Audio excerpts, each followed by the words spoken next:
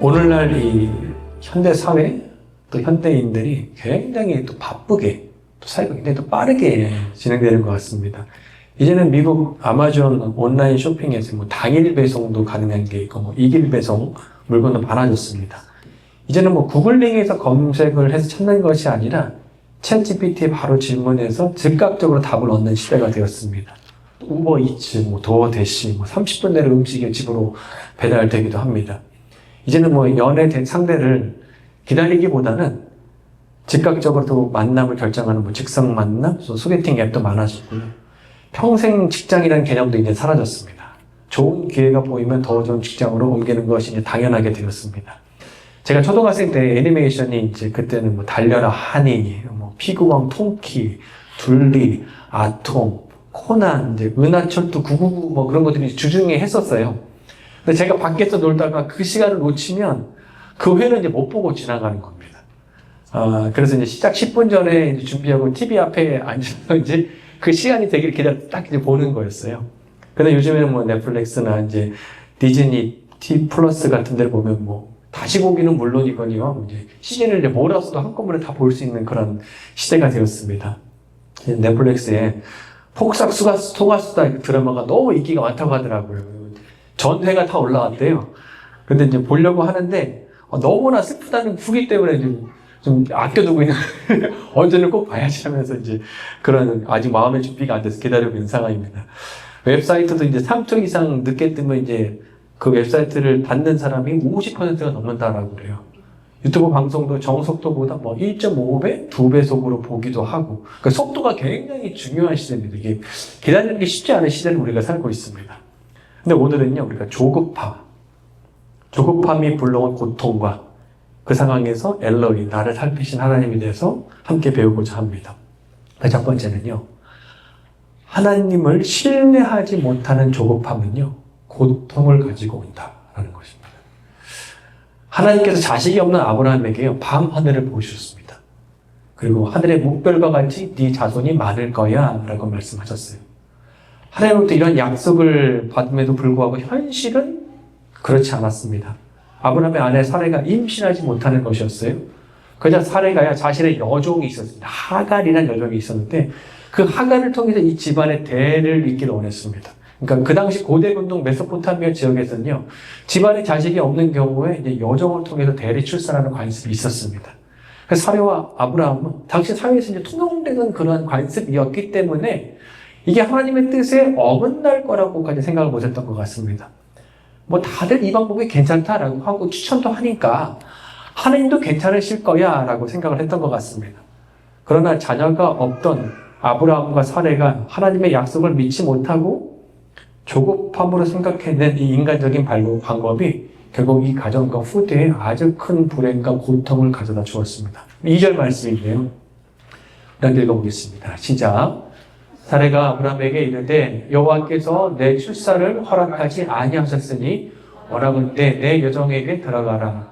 내가 혹 그로 말미암아 자녀를 얻을까 하노라 하매 아브라함이 사라의 마음을 들으리라. 그녀가 뭐라고 말하느냐? 하나님께서 내 출산을 막으셨다라고 말해요. 이것은요, 사례 자신이 조급함으로 자신이 생각해내는 그 생각과 욕심을 정당화시키기 위해서 하나님을 끼워놓고 하나님의 이름을 지금 빌려서 얘기하는 겁니다. 하나님이 막으셨어 라고 얘기합니다. 전장인데 15장을 보게 되면요, 아브라함도 이런 고민이 있었어요. 왜 여기 자식이 없을까? 그래서 그 이제 아브라함의 그 같이 살았던 뭐 종들도 여러 명의 사람들이 있었는데 그 중에 그 집에서 자라는 엘리에셀이라는 사람이 있었습니다. 그래서 내가 자식이 없으니까 이 엘리에셀을 나의 이제 상속자로 삼아야겠다라고 생각을 했습니다. 근데 내 생각이 맞는지 틀리는지 크로스 체킹을 하고 싶은 거예요. 그래서 하나님께 여쭤본 거예요. 근데 하나님께서 뭐라고 말씀하시냐? 아니야. 네 몸에서 날 자가 상속자가 될 거야라는 말씀을 듣게 되는 거예요. 근데 이제 16장 오늘 부분으로 넘어오게 되면 사례와 아브라함이요, 하갈을 통해서 자식을 낳으려는 계획을 하잖아요. 근데 이것을 이제 한 번 더 크로스 체킹 해야 됩니다. 하나님께 물어보고, 하나님 이게 맞는지 틀린지 여쭤봐야 되는데 그들이 여쭤보지는 않는 거예요. 그래서 골치 아픈 이 문제를 빨리 해결하고 싶었습니다. 자신의 여종 하갈이 임신해서 그 대를 이으면 이 오래된 문제가 한꺼번에 해결되니까 이거 가장 빠른 방법이고 가장 쉬운 방법이라고 생각을 했던 것입니다. 그래서 아브라함과 사례는요, 그들의 조급함으로 인간적인 방법을 동원합니다. 결국 그들의 계획대로요, 아브라함이 사례 여종 하갈과 동침했고 하갈이 임신을 했습니다. 근데 하갈이 여종이 자신이 임신한 것을 알고 여주인인 사례를 무시하기 시작을 했습니다. 당시에는 족장시대거든요. 족장시대에는 자녀를 많이 낳는 게 그 당시 권력이었습니다. 그러니까 자신이 임신하니까 어느 순간에 이 안방 마님보다 이 권력의 추가 이제 자기 쪽으로 좀 넘어온다고 그렇게 느껴졌던 것 같습니다. 그래서 무시했습니다. 그러자 이 주인 사례가 그녀를 학대했습니다. 그 학대가 얼마나 심했는지 임신부였던 하갈이 살기 위해서 광야로 도망쳤습니다. 그 후로요, 이 하갈이 자녀는 이제 이스마엘이고 사라의 자녀는 이삭인데 그 이후로 계속해서 그 후손들이 오늘날까지 이스라엘과 이슬람이 계속해서 전쟁하고 싸우는 일들이 일어나면서 큰 고통을 가져왔습니다. 인간적인 방법이 일시적으로는 효과가 있었을지 모르겠습니다. 그래서 결국 그들이 갈등과 고통을 가져다 주었습니다. 성경을 보게 되면요, 조급함으로 인해서 고통을 가져온 사건들이 여러 있습니다. 출애굽기 32장을 보게 되면요, 모세가 이제 십계명을 받기 위해서 시내 산으로 올라가는 거예요. 근데 거기서 이제 하나님과 40일 동안 있었거든요. 근데 아래서 기다리는 백성들이 아무리 기다려도 모세가 오지 않지. 그거 죽은 거 아니야? 라고 해서 그들이 조급한 마음에 금송아지를 만드는 거예요. 금송아지를 만들고 이것이 이제 우리를 인도할 하나님이야. 우리 지도자야. 그래서 그 금송아지를 예배를 합니다. 결국 이 일로 인해서 이스라엘 백성이 큰 심판이 내려지는 것을 볼 수 있습니다. 사무엘 13장을 보게 되면 이스라엘 초대 왕인 사울이 블레셋과의 전쟁을 앞두고 있었습니다. 그래서 사무엘 선지자가 와서 이제 번제를 드려야지만 그 연기가 확 올라가는 거 보면서 하나님이 지금 우리 편에서 우리와 함께 하시는구나 라면서 백성들이 두려워하지 않는데 이 사무엘 선지자가 늦게 오니까 이 번제를 드리지 못하니까 백성들이 이제 서서히 떠나기 시작을 하는 겁니다. 그러자 하나님보다 백성의 전쟁 가담 숫자를 더 의지했던 이 사울이 조바심이 생기는 거예요. 그래서 스스로 번제를 드리게 됩니다. 결국 이 일로 사울 왕조가 무너지는 계기가 되는 거예요. 왜 오늘날 현대인들이 조급할까? 어쩌면 미래의 불확실성에 대한 두려움, 또 내 뜻대로 통제할 수 없다는 것에 대한 불안감일 것입니다. 그러나 하나님은 우리에게 말씀하세요. 너의 주도권을 내려놓고 하나님을 주인으로 모시고 살라라고 말합니다. 다윗은 사울 왕에게 쫓겨서 오랫동안 도망자 신세로 지냅니다. 그러다가 사울을 죽일 수 있는 절호의 찬스가 딱 생겼습니다. 여기서 사울 죽이면요, 도망자 신세는 끝납니다. 그리고 어쩌면 자신의 새로운 시대가 열릴 수 있는 그런 상황이 펼쳐지는 거예요. 그러나 다윗은 그렇게 하지 않습니다. 하나님의 때를 기다리며 스스로 왕이 되려고 하지 않습니다. 시간이 흐른 뒤에 가장 좋을 때 하나님께서 정하신 그때에 다윗을 이스라엘 왕으로 세우십니다. 전도서 3장 1절인데요. 이렇게 읽겠습니다. 시작. 범사에 기한이 있고 천하 만사에 다한 때가 하나님께서 말씀하시는 것입니다. 범사에 기한이 있고 천하 만사에 다한 때가 있다 라고 말씀하세요. 결혼과 배우자를 선택할 때요, 하나님의 뜻을 묻지 않고 조급함으로 결정하지 마십시오. 하나님 안에서 믿음의 사람을 만나시고 하나님께 기도하시고 크로스 체킹하시기 바랍니다. 하나님께서 최선의 때에 최선의 배우자를 예배해 주십니다. 직장, 비즈니스, 진로에서도요, 하나님 때를 기다려야 합니다.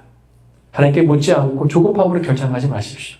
내 생각이 맞는지 하나님께 기도하면서 크로스 체킹하시기 바랍니다. 질병, 경제적 어려움, 진로의 어려움, 관계적인 어려움, 고난 속에서 조급하면서 결정하지 마시고 기도하시면서 하나님께 때를 구하십시오. 하나님께서 최선의 때에 최선의 결과를 주십니다. 하나님께서 40년 동안 이제 광야에 있던 이스라엘 백성들에게 무엇을 먹이셨죠? 만나를 먹이셨어요. 만나. 여기서 만나는 애리조나에 있는 그 고기 뷔페집 만나가 아니고 하나님 그렇게 좋은 거를 먹이셨어. 그게 아니라 성경에서 말하는 만나는 흰색의 작은 씨앗처럼 생겼고 맛이 꿀과자 같다라고 그런 만나를 주셨습니다. 하나님 이스라엘 백성 매일마다 하늘에서 만나를 내려주시고 매일마다 그 만나를 먹었습니다. 근데 생각해보면 전능하신 하나님께서 이스라엘 백성들에게 여러 가지 음식을 다양하게 주실 수도 있을 거 아니에요. 예전에 올류캔이 정말 그 만나 고기 뷔페처럼 막 고기도 매일마다 새롭게 주시거나 아니면 좋아하는 뭐 수시를 우버이츠를 통해서 배달해 주시거나 왜 지겹게 매일마다 만나를 주셨을까? 근데 그 이유가 신명기 8장에 나오는데 2절 3절 우리 함께 읽어보겠습니다. 제가 읽어드릴게요. 내 하나님 여호와께서 이 40년 동안 내게 광야길을 걷게 하신 것을 기억하라.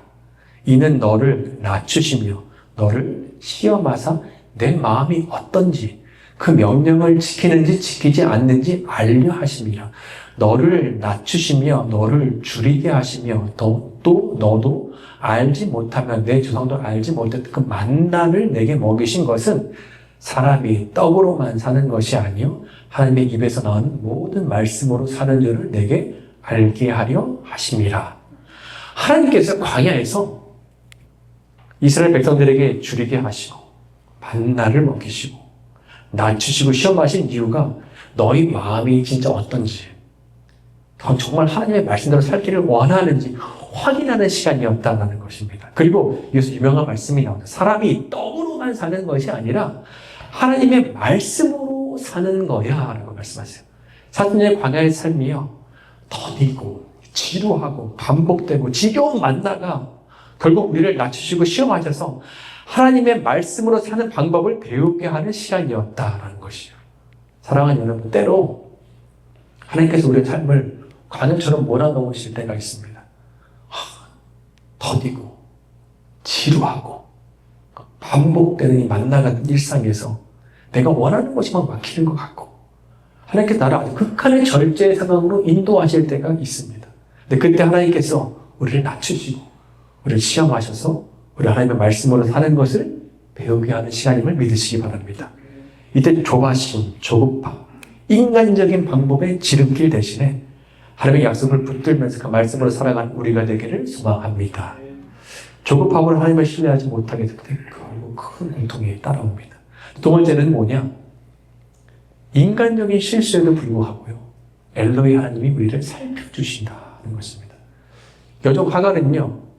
주인 집에서 도망쳐서 한참 광야길을 걸어갔습니다. 그리고 수르라는 근처에 한 샘에 도착을 했습니다. 수르는 가나안 땅의 남쪽에 있는 지역입니다. 그러니까 이 임신인가요? 다급하게 굉장히 먼 길을 걸어서 이렇게 가게 된 것입니다. 학대하는 주인으로부터 도망쳐 나가긴 했지만 내가 어디를 가야 하는지 목적지는 알지 못했습니다. 그냥 이제 도망치는 것이 우선이어서 나온 것 뿐이었습니다. 아무도 없는 광야에서는 그냥 며칠을 보낸 이 하갈의 마음이 얼마나 두렵고 외롭고 내가 과연 이 아기를 지킬 수 있을까라는 그런 불안감으로 가득하지 않았겠습니까? 그런 샘을 발견한 것입니다. 7절 8절인데요. 이렇게 읽어보겠습니다. 시작. 여호와의 사자가 광야 샘 수르길 샘 곁에서 그를 만나 이르되 사라의 여종 하갈아 내가 어디서 왔으며 어디로 가느냐. 그가 이르되 나는 내 여주인 사라를 피하여 도망하라. 그는 사람이 아니라 여호와의 사자라고 나옵니다. 구약학자 빅터 힐민턴이요. 구약 문맥을 쭉 보다 보면 여호와의 사자가 계속 등장하는 거거든요. 근데 이 여호와의 사자는 천사를 말하는 것이 아니라 하나님의 가시적인 모습의 현현이니까 하나님을 등장하는 거다라고 말하고 있어요. 그러니까 하갈에 나타난 여호와의 사자도 있고요. 또 이삭을 바치려는 아브라함에게 나타난 여호와의 사자. 또 떨긴 나무 아래에서 모세를 부른 여호와의 사자. 또 기도원에게 큰 용사여라고 부른 여호와의 사자. 이 모든 여호와의 사자가 결국 하나님이다라는 거죠. 근데 여종 하갈은요, 아기 아빠인 아브라함에게 외면당했고 여주인 사라에게 학대받아서 결국 도망칠 수 없는 도망자였습니다. 누구의 관심도 받지 못하는 그녀에게 하나님이 지금 찾아오신 거예요. 하나님은 샘 근처에서 기다리셨고 그녀의 이름을 아시고 그녀에게 묻습니다. 이것은 마치 어떤 상황이냐면 신약에서 예수님이 그 사마리아 여인을 만나기 위해서 우물가에서 기다리고 계셨고 그 여인이 대낮에 그 뜨거운 대낮에 왔을 때 그녀가 지금 결혼을 5번 했고 지금 동거하는 남자는 결혼한 남자는 아니고 그냥 마음 가운데 엄청난 공허함과 목마름이 있다는 것을 아시면서 지금 말을 거는 것과 너무나 비슷한 상황으로 지금 펼쳐지고 있는 것입니다. 하나님께서 셈에서 지금 하갈에게 물으시는 거예요. 사라의 요정 하갈아, 네가 지금 어디서 왔고 어디로 가는 거냐? 하갈은 내 저인, 내 여주인 사라를 피해서 도망갑니다. 답하면 어디로 가는지 대답을 못하는 거예요. 없었거든요. 그냥 나오기만 한 것이었습니다. 목적지가 없습니다. 내 인생이 어디로 가는지 지금 모르겠습니다. 방향이 지금 보이지 않습니다. 내가 걷는 이 길이 지금 맞는지 틀렸는지 알지 못하면 저희는 그냥 광야 한복판에 있는 것입니다. 라고 말하는 거예요. 이때 엘로이 하나님이 그녀에게 찾아오셔서 축복하시는 거예요. 너 광야에서 죽지 않아. 네가 아들을 낳을 거야. 그 이름을 이스마엘이라 불리게 될 거야. 그의 이름의 뜻은 내가 너의 고통을 들었다. 그리고 너의 자녀가 크게 번성할 거야. 라고 축복하시는 거예요. 임신부 하갈이요, 광야에서 야, 나 이 앞에 함께 죽는 거 아니야? 라면서 불안해 있을 때 하나님의 이 말씀이 앞에 안 보이는 답답한 안개 속에서 아주 신선한 공기를 들여 마셨던 것처럼 얼마나 숨통이 트이는 그런 얘기였을까. 그리고 그녀가 하나님을 경험하자 성경이 어떤 인물도 시도해보지 못한 일을 그녀가 시도합니다. 그래서 그녀가 하나님의 이름을 짓는 거예요. 13절인데요. 내가 읽겠습니다. 시작. 하갈이 자기에게 이르신 여호와 하나님을 나를 살피시는 하나님이라 하였으니 이는 내가 어떻게 여기서 나를 살피시는 하나님을 배웠는고 하니라. 보통은 하나님이 나는 이런 하나님이라고 알려주시는데 하갈은 자신이 하나님의 이름을 직접 짓는 거예요. 내가 외롭고 무서운 광야 한복판에서 내가 만나고 경험한 그 엘로이, 나를 살피시는 하나님을 내가 만났다라고 고백합니다. 비록 내가 인간적인 방법과 욕심으로 내가 지금 이 광야 한복판에 내가 지금 몰려져 있는 상황이지만 그럼에도 불구하고 하나님이 이런 나에게 찾아오셔서 살피시고 소망을 주신 나는 그 엘로이 하나님을 만났다라고 말하는 것입니다. 이 엘로이, 세심하게 나를 살피신 하나님은요, 피닉스 한복판에 살고 있는 사막 한가운데 살고 있는 우리 성도들에게도 모두 경험되어지기를 소망합니다. 일반 종교와 기독교의 차이가 뭘까? 일반 종교는요, 내가 신을 만나기 위해서 노력을 많이 해야 합니다. 화가 나 있는 그 신을 달래기 위해서 뭐 좀 잘 보여야 되고, 또 공양도 바쳐야 되고, 그러면 신이 마음이 좀 누그러져서 그래 너 한번 와봐 라고 하면서 축복을 한다라는 그런 얘기입니다. 근데 기독교는 정반대예요. 내가 좀 자격이 돼서 하나님이 나를 만나주시는 것이 아니라 나는 이미 자격 미달이고 소망이 없는 죄인임을 아심에도 불구하고 그냥 내가 좋아서 나를 사랑하셔서 거꾸로 하나님께서 나에게 찾아오셔서 만나주신다는 것입니다. 그래서 우리가 하나님 앞에 나갈 때는요, 폼낼 필요가 없는 거예요. 나 좀 괜찮은 사람이야 라고 연기할 필요도 없는 것입니다. 그저 있는 모습 그대로, 부족한 그대로, 내가 실수한 모습 그대로, 망가진 모습 그대로 그분 앞에 나아가서 주님 제가 왔습니다 라고 사랑과 은혜를 구하면 나의 부족함을 아시는 주님께서 우리를 살피시고 채워주신다는 것입니다. 성경을 보게 되면 하나님께서 자격 없는 자들에게 찾아오셔서 축복해 주시고 쓰시는 인물들이 너무나 많은 거예요. 모세는 말합니다. 저는 입술이 부정한 자입니다. 욥은 말합니다. 저는 평안함이 없고요, 불안만 가득합니다. 다윗은 말합니다. 저는 벌레요, 사람이 아닙니다. 엘리야는 말합니다. 살기 싫습니다. 제 생명을 거두어 주시옵소서. 바울은 말합니다. 저는 주인 중에 괴수입니다. 우두머리입니다.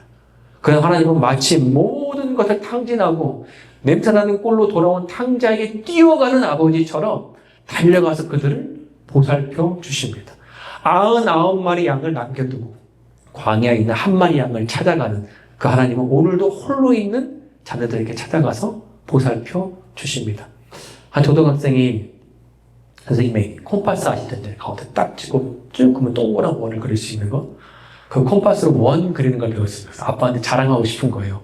원이 너무나 동그랗게 그리는 게 신기했던 거죠. 그래서 아빠 내가 한번 그려볼게. 딱 그리면서 이런 얘기를 하는 거예요. 아빠 근데 중심이 흔들리면 원을 제대로 그릴 수가 없어.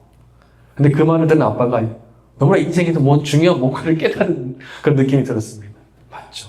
우리의 중심이 흔들리면요, 제대로 된 원을 그릴 수 없습니다. 이사야 26장 3절 4절인데요. 이렇게 읽겠습니다. 시작. 주께서 심지가 견고한 자를 평강의 평강으로 지키시리니 이는 그가 주를 신뢰함이니이다. 너희는 여호와를 영원히 신뢰하라. 즉 여호와는 영원한 반석이시로다. 예수님은 나의 중심이 되시고 나를 살피시는 그 하나님을 매일마다 만나시고 하나님의 중심에 모시고 나의 가정, 나의 일터에서 큰 원을 그릴 수 있는 저와 우리 모두가 되기를 소망합니다.